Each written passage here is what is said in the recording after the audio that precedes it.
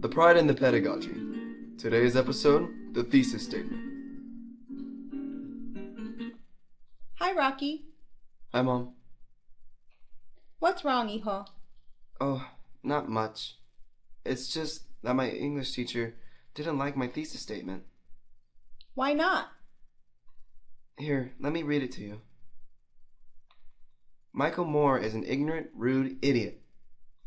Well, honey, don't you think that's a little harsh? What do you mean? Well, it's all opinion. Maybe you should write something a little more factual. Okay, Mom. That's a good idea. The next day. So was your day any better? Did your English teacher like your new thesis statement? No. What happened this time?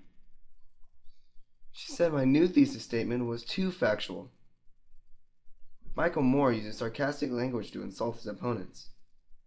Well, that does sound very factual. But isn't that a good thing? I thought so. I don't know what to do. I know what to do. Let's ask your English teacher. But how? I'll tell you how. She's right here. Oh, hi, Mrs. Smarts. What are you doing here? I stopped by to help you with your thesis statement. A thesis statement shouldn't be all opinion or all facts. It should be a combination of both. The factual part of a thesis statement is called an observation. An observation is evidence, factual information, or a judgment your audience will agree with easily. The opinion part of a thesis statement is called an analysis. An analysis is your argument or opinion about the observation, something your audience might not agree with. A strong thesis statement is a combination of an observation and an analysis. That makes sense. Let's look at the first draft of your thesis statement.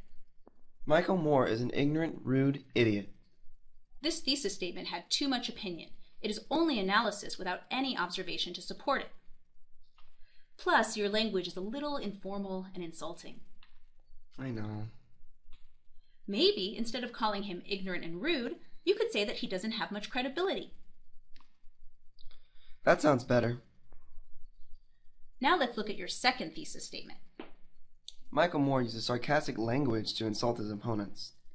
This draft uses more formal language, but now it doesn't have enough opinion. Almost everyone would agree with this statement. It is only an observation without any analysis. If you combine the ideas from your first and second thesis statement, you would have a nice balance of an observation and an analysis. Michael Moore's use of sarcastic language to insult his opponents hurts the credibility of his argument. This thesis statement has an observation. That Michael Moore uses sarcastic language to insult his opponents.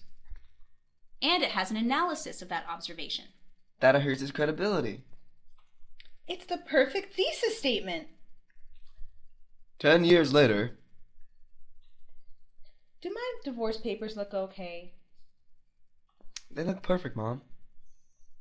Thanks for bringing my favorite candy, UFO chips. You're welcome. I can't believe you're finally a lawyer. It's come in so handy. I had to write a lot of papers in those tough law school courses. I couldn't have done it without knowing how to write a strong thesis statement. Thanks, Mrs. Smarts. Starring Michelle Gonzalez as Mom, Luis Chavez as Rocky, with special guest Karen Spurn as Miss Smarts. Thanks to Jeff Sperry and the Las Positas Basic Skills Committee for supporting this program. Any resemblance to real thesis statements, living or dead, is purely coincidental. No thesis statements were injured in the filming of this broadcast.